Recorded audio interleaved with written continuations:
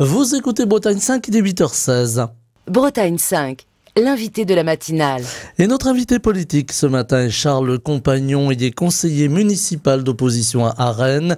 Il est également président du groupe Libre d'Agir pour Rennes. Et il est avec nous en direct ce matin au micro de la matinale. Je vous remercie de nous avoir rejoints malgré les vicissitudes routières. Bonjour. Bonjour Stéphane. Alors on va parler de Rennes ce matin et plus particulièrement à travers un sujet qui vous est cher, la sécurité, et en particulier suite à ce qui s'est passé samedi soir à Passé près de Rennes où un enfant de 5 ans a été touché par 2 balles dans ce qu'il est convenu d'appeler une forme de règlement de compte, en tout cas une fusillade. Vous aviez alerté, on en parlait un petit peu en antenne tout à l'heure, vous aviez alerté sur ce risque aujourd'hui. Dans quel état d'esprit êtes-vous ? Alors je suis dans une grande tristesse et une colère froide. Une grande tristesse parce que voilà, un enfant de 5 ans qui prend 2 balles, c'est ignoble. Enfin voilà, j'ai même pas de mots ce matin pour commenter cette actualité. Et une colère froide, une immense colère froide, parce que je suis venu ce matin à Radio Bretagne 5 avec un dossier qui est le dossier des 21 interventions, Stéphane. 21 interventions sur 32 conseils municipaux depuis juin 2020, les élections municipales. Ma première intervention sur la sécurité était au mois de septembre 2020. Et depuis, il y en a eu 21. 21 interventions où j'ai alerté la maire de Rennes. J'ai alerté le conseil municipal. J'ai alerté les médias en disant que s'il n'y avait pas un changement de dogme, de politique, d'idéologie, nous aurions un drame comme celui que nous venons de vivre. Et prêcher dans le désert, alerter, ne pas être écouté, et je dirais même, pire que ça, être moqué, raillé. Parce que c'est ce qu'on m'a dit en 2020. On m'a dit, mais monsieur Compagnon, pour qui vous vous prenez? Rennes, c'est pas Chicago. Non, maintenant Rennes, ça va devenir Ciudad Juárez. Effectivement, c'est même plus Chicago. Et cette colère de ne pas avoir été entendu, d'avoir annoncé, d'avoir analysé, j'ose le dire, intelligemment ce qui se passait, d'avoir analysé ce qui s'était passé pendant le premier mandat, 2014, 2020, la dégradation de la situation, les habitants qui nous alertaient en nous disant voilà ce qui se passe. Je me souviens, je suis un peu long sur cette première réponse, mais je me souviens et je voulais vous le partager de cette dame que j'ai rencontrée au Gros Chêne en 2021. Et parce que Stéphane, je fais des visites de quartier toutes les semaines dans tous les quartiers de Rennes. Et bon, vous pourrez retrouver toutes mes vidéos sur YouTube qui en témoignent. J'ai croisé donc cette dame qui me disait voilà. Moi, dans mon quartier, je vais chez le médecin le matin parce que les dealers ne sont pas sur la dalle du Gros Chêne avant 11h. C'est-à-dire que déjà en 2021, les habitants organisaient leur vie autour de la possession de territoire des dealers.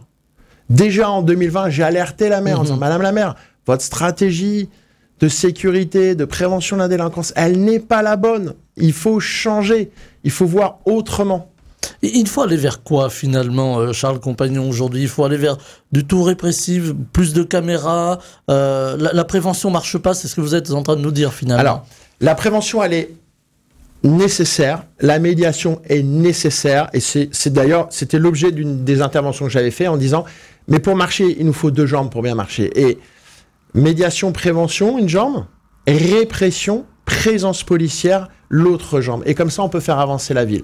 Donc, effectivement, la ville de Rennes met des moyens extrêmement importants, financiers et humains, sur la prévention et la médiation, mais néglige totalement ou partiellement, si je veux être plus juste, le volet répressif et présence policière. On a entendu Nathalie Appéré s'exprimer suite à cette fusillade et pointant du doigt le manque finalement d'aide, de soutien de l'État aujourd'hui. Alors on va parler de budget tout à l'heure un petit peu plus loin dans cette interview, mais l'État a failli, là aussi, il n'y a pas eu assez de moyens de déployer.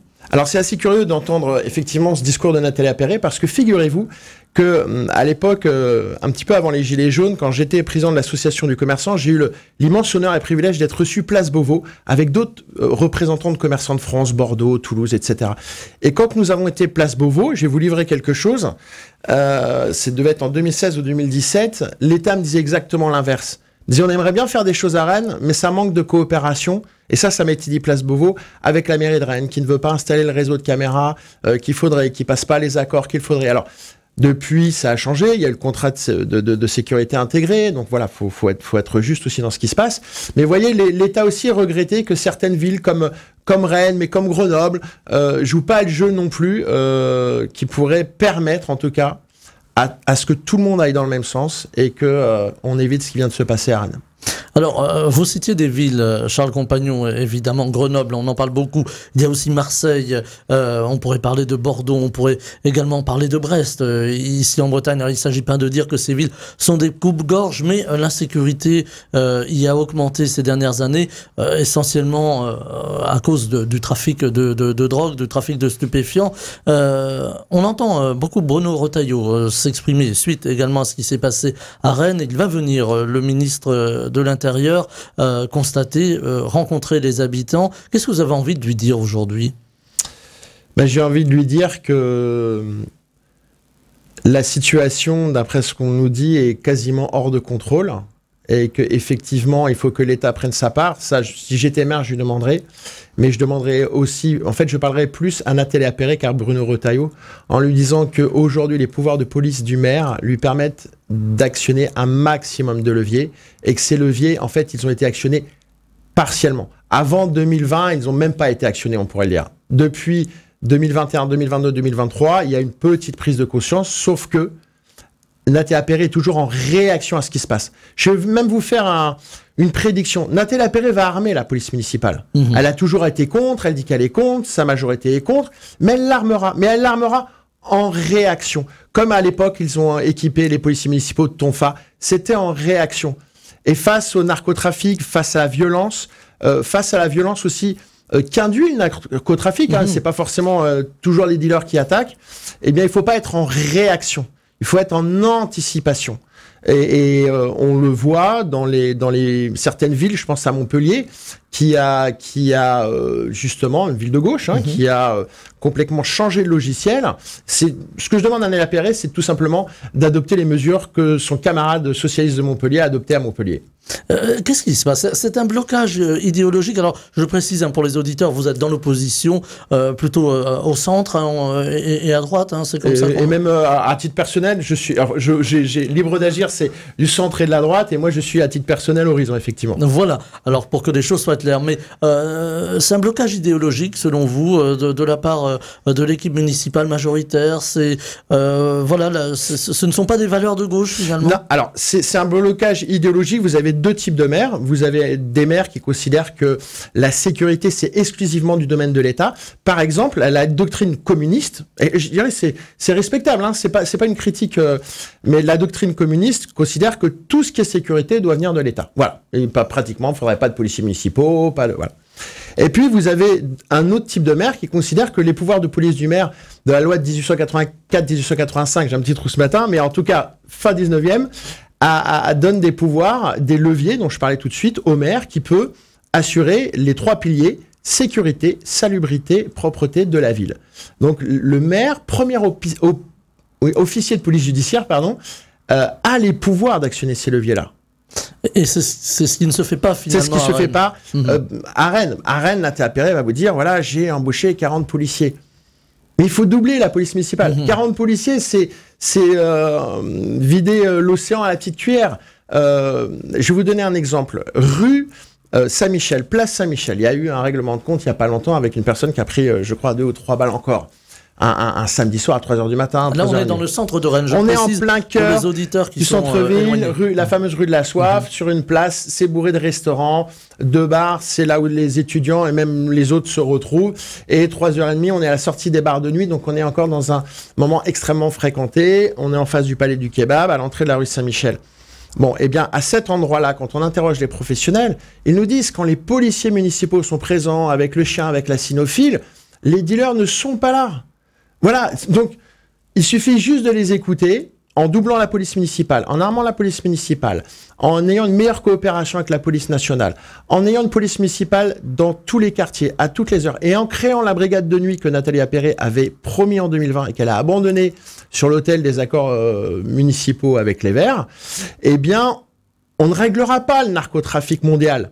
Mais par contre, on va assurer de la sécurité aux Rennaises et aux Rennais. Et quand on est maire d'une ville, c'est à ses habitants qu'on doit la sécurité.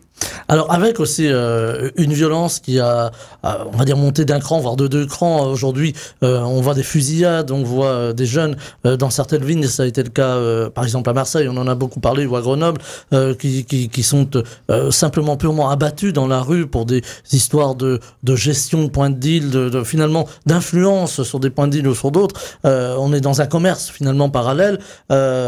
Effectivement, aujourd'hui, on a l'impression que les forces de police, parfois même les élus, sont très démunis face à cette violence qu'on n'avait pas connue jusque-là. Parce qu'on les laisse s'installer. Je vais vous raconter une anecdote. Alors, l'objet ici dans cette anecdote n'est pas de jouer les cow-boys, mais à une époque, en plein cœur du centre-ville, dans une autre vie professionnelle, j'avais un restaurant, avec une vingtaine de salariés. Et derrière ce restaurant, dans une rue que les Rennaises et les Rennais connaissent bien, la rue Saint-Louis, qui est derrière la place des Lys, la grande place du marché, et bien dans cette petite rue Saint-Louis, il y a une petite rue aussi qui s'appelle la rue des Minimes.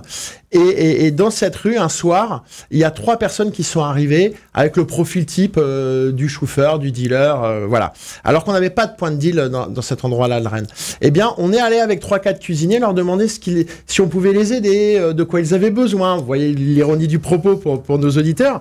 Et ils sont partis. Mais on leur a dit gentiment, poliment, en les vous voyant. Et le lendemain, ils sont revenus à 19h. Et le lendemain, on est retourné les voir en leur demandant, vous avez l'air de chercher quelque chose, qu'est-ce que vous voulez, etc. Et on est revenu une 3e fois. Je vais m'arrêter là parce que ça a duré que 3 fois. Le 4e soir, ils sont plus jamais revenus. Et pendant toute la fois où j'ai exploité le restaurant, on n'a jamais eu de point de deal autour du restaurant. Pourquoi? Parce qu'ils viennent tester. La drogue, le narcotrafic, je veux pas choquer vos auditeurs, mais c'est un business. Si on casse le business, si on casse les éléments financiers du business, si on casse le rapport à la clientèle, si on casse la valeur du point de deal, j'ai pas la prétention de régler le narcotrafic mondial, attention, mais on peut apaiser une ville. Et c'est tout simplement ce qu'on a fait en disant, voilà, si vous venez là, on viendra vous voir et du coup, les clients ne viendront pas et du coup, vous ne vendrez pas de drogue. Et si vous ne vendrez pas de drogue, eh bien, au boss, vous ne pourrez pas lui ramener l'argent. Et donc, vous allez vous faire taper sur les doigts et c'est un euphémisme. Donc, ils sont partis. Bon, une fois que le point de deal est installé, c'est trop tard. Il a une valeur. Et là, maintenant, on va vouloir le défendre. Et on le défendra.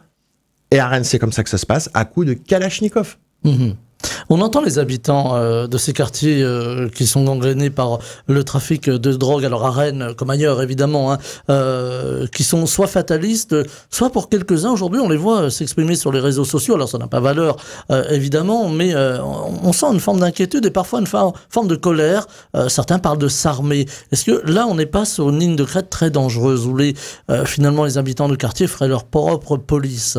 Alors, on est sur une ligne de crête extrêmement dangereuse parce que l'habitant n'en sortira jamais gagnant et que c'est pas le modèle pour le coup de société que je défends à la mairie de Rennes et même chez Horizon. Parce qu'on a une forme d'américanisation. Alors oui, mais on a toujours soi-même. On a toujours, avec malheureusement 30 ans de retard, ce qui se passe aux États-Unis et ça dans tous les domaines de sociétaux et autres. Mais à Rennes, on peut faire autrement. Et vous savez, quand quelqu'un, je pense parmi ces 21 interventions dont je vous parlais en début d'interview, je parlais de cette personne qui a dérangé des dealers à Uppsala. Je crois que c'était en 2022-2023.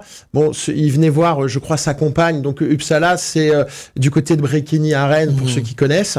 Et voilà, dans le hall, il a pas fait justice, mais il a juste dit maintenant vous dégagez, il y en a marre, etc. Bon, il s'est fait poignarder, il a été lardé de coups de couteau. Donc c'est pas la bonne solution. La bonne solution, c'est que ça soit la mairie, l'État, qui prennent, encore une fois, ces leviers pour assurer la sécurité des habitants. Vous parliez de résignation. Moi, c'est ça qui m'inquiète. Je parlais de cette personne qui au Gros Chêne, me disait, voilà, on est maintenant obligé de arranger nos horaires pour aller chez les médecins. Et l'année dernière, j'ai rencontré une dame aussi, je pense d'une 65 ans, à Italie, très très très gros point de deal de Rennes, dont on parle un petit peu moins en ce moment, et qui me disait, mais à Italie, il n'y a pas de problème. À Italie, il n'y a aucun problème. Bon, moi, je vais à Italie régulièrement, c'est rempli de dealers. Et alors, vous voyez les sachets d'herbes qui circulent sous le petit Porsche, à la vue de tout le monde. Elle me dit, il n'y a aucun problème. Moi, je traverse ce centre commercial d'Italie. Vous savez, monsieur, moi, je regarde mes chaussures et j'ai pas de problème. Moi, je regarde mes chaussures et j'ai pas de problème. Voilà dans quel climat vivent les habitants. Alors effectivement, si vous faites un micro-trottoir, ils vous diront ça va, on s'arrange, ils sont pas violents avec nous. Ouais, ils sont pas violents, mais à chaque fois je leur dis mais jusqu'au jour où ça sera une maman, un papa, un enfant qui prendra une balle dans la tête. Et c'est pour ça que j'étais assez ému en début d'interview, c'est que c'est arrivé, ce que j'annonce depuis 4 ans est arrivé.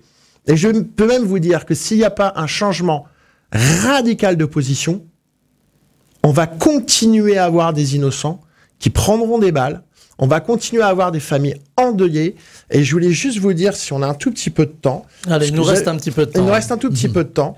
Vous voyez, eh bien, sur une de ces interventions, je crois, et je vais juste reprendre mes notes pour pas vous dire de bêtises, c'était le 27 juin 2002. Et le 27 juin 2002, j'ai interpellé, hein, il y a des vidéos puisque le conseil municipal est filmé, et je disais exactement ceci. Madame la maire, combien de drames faudra-t-il encore dans notre ville? Combien de vies brisées? Combien d'habitants terrorisés dans leur quotidien? Vous voyez, en 2022. 2022, vous avez dit 2022. Ah, pardon, excusez-moi. Ouais, c'est pour ça que je regardais, mais le 27 juin précisément. 27 juin 2022. Aujourd'hui, qu'est-ce qu'il faudrait? Il faudrait évidemment plus de forces de police, peut-être plus évidemment d'investigation de la part des enquêteurs. Il faut aussi qu'il y ait une réponse de la justice. Aujourd'hui, elle est trop faible, la réponse de la justice. Alors, si on écoute les policiers, elle est trop faible puisqu'ils arrêtent des dealers ou des gens qui participent et puis très vite ils les retrouvent dans la rue sur le même point de deal. Donc effectivement là il y a une réponse. Maintenant il y a des gens qui seraient sur ces sujets nationaux plus compétents que moi, et notamment j'ai entendu parler de ce parquet spécifique autour du narcotrafic qui me semble, de ce que je connais du sujet, être une assez bonne idée. Et il faut la mobilisation de tous et il faut pas y aller, j'allais dire, pour prendre une expression un peu familière, avec le dos de la cuillère, parce que eux n'y vont pas avec le dos de la cuillère en face. Hein. Encore une fois, il faut que les gens qui sont pas confrontés à ça, y compris à Rennes, hein, parce que je sais qu'il y a certains quartiers qui sont très préservés et qui pour moi, allez, je vais provoquer, ne sont pas assez solidaires de ces quartiers que sont Maurepas, que sont Villejean, que sont le Blône, Clenay, les Champs-Monceau, voilà, où il y a des gens très bien qui habitent là. Hein, on les a mis là, ils habitent là, et certains aimeraient partir, mais ils n'ont pas les moyens de partir. Et puis, il faut pas non plus abandonner les quartiers aux narcotrafiquants. Donc, ils ont besoin de cette assistance, ces gens-là. Cette assistance que, aujourd'hui, je l'affirme, on leur donne pas. On a un risque de voir des villes comme Rennes, des grandes villes finalement. Alors là, on parle de Rennes ce matin. J'insiste bien sur le fait qu'il n'y a pas que Rennes qui est concerné. Là, évidemment, on réagit sur un fait divers violent qui s'y est déroulé. Est-ce que il faut là aussi avoir une politique plus nationale autour de la répression et peut-être aussi plus coercitive? Est-ce qu'il faut changer la loi en un mot? Alors, la loi, très certainement, parce que effectivement, on s'aperçoit que ce qui se passe aujourd'hui ne fait peur ni aux consommateurs ni aux vendeurs. Donc là, il y a un problème. Il faut pointer les consommateurs aujourd'hui. Alors, le consommateur, puisque vous m'en parlez, je pense qu'il faut le responsabiliser. Hein, moi, j'entends beaucoup parler de consommation de drogue récréative. Alors, je condamne personne. Voilà, à titre personnel, il s'avère que je peux vous le dire ici, moi j'ai jamais consommé de drogue, donc je peux pas vous parler de pourquoi on consomme de la drogue. Mais ce qui est sûr, c'est que je me rappelle dans ma prime jeunesse toute cette campagne qui avait lieu. Alors vous allez voir, je pars un peu loin, mais avec Nike, vous savez, quand on avait dit que Nike fabriquait ses chaussures par des enfants, faisait fabriquer, etc. Et on avait demandé aux consommateurs de dire, attendez, mais quand vous achetez une paire de Nike, c'est un petit enfant qui a travaillé. Enfin, la génération, les gens comme moi de 50 ans se souviennent très bien qu'à un moment donné, on a arrêté à acheter des Nike parce qu'on se disait, je veux pas porter le travail d'un petit enfant au pied. Eh bien, il faut que vos auditeurs entendent bien que les personnes qui consomment de la drogue aujourd'hui, ils ont pas le travail d'un petit enfant au pied. Ils ont la vie aujourd'hui d'un enfant de 5 ans à l'hôpital à Rennes, entre la vie et la mort, qui lutte pour sa survie. C'est ça aujourd'hui de consommer de la drogue. C'est des familles terrorisées, c'est des familles endeuillées, c'est des gamins aujourd'hui qui se font recruter au primaire dans les écoles. C'est ça de consommer de la drogue récréative. Hein, je pose ce mot de récréatif.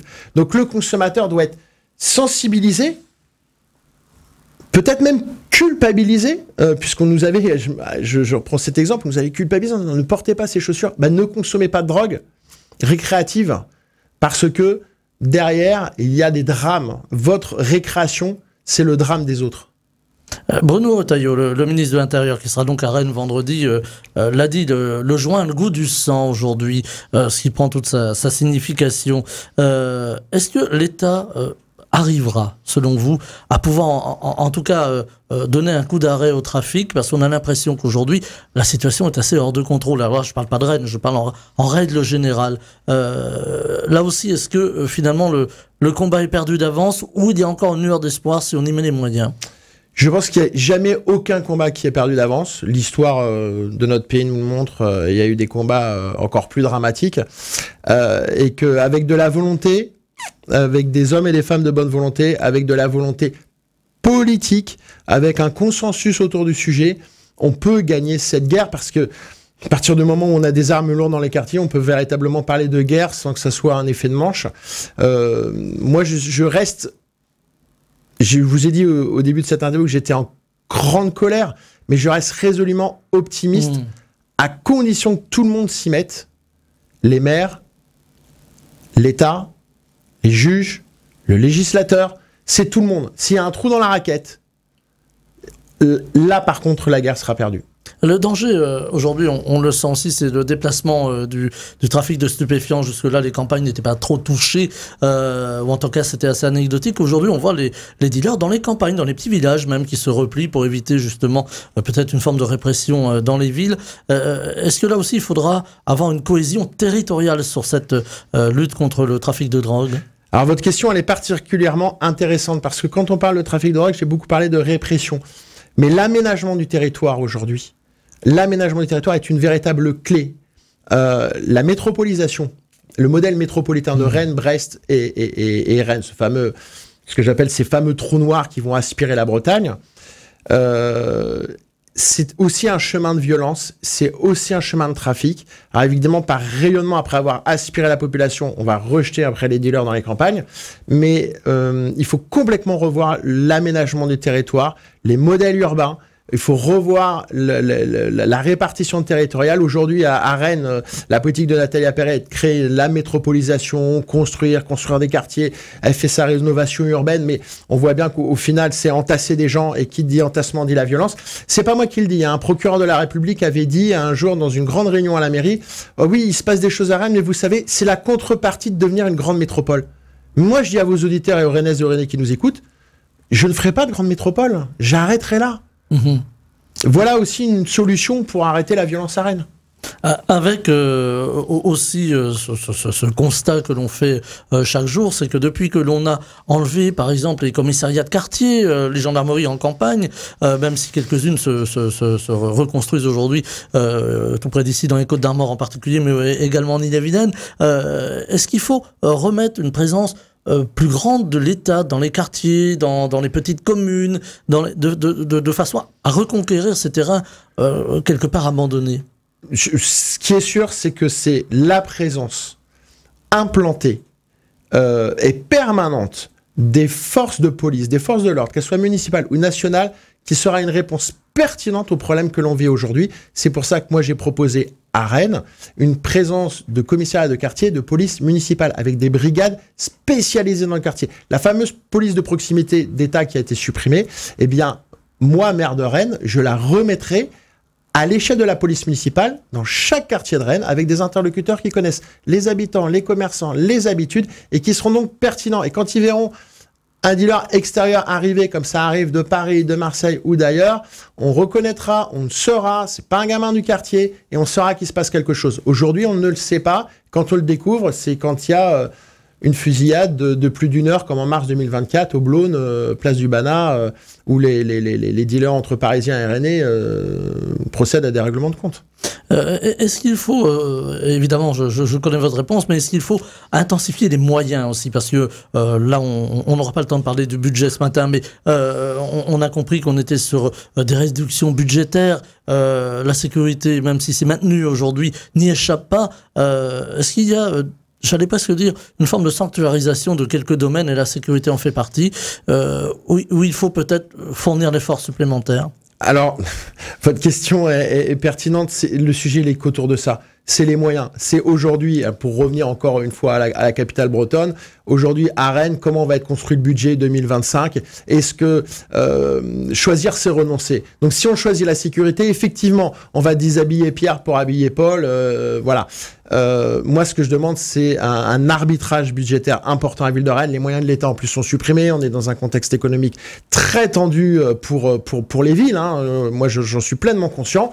Mais la sécurité, c'est la première des libertés qu'un maire doit à ses concitoyens. Donc, il faudra des arbitrages budgétaires pour prioriser la sécurité, recrutement, équipement, présence de terrain. Voilà, je pensais évidemment aux policiers aussi sur le terrain, parce que ils n'ont pas à faire des enfants de cœur, finalement, si vous me permettez le terme.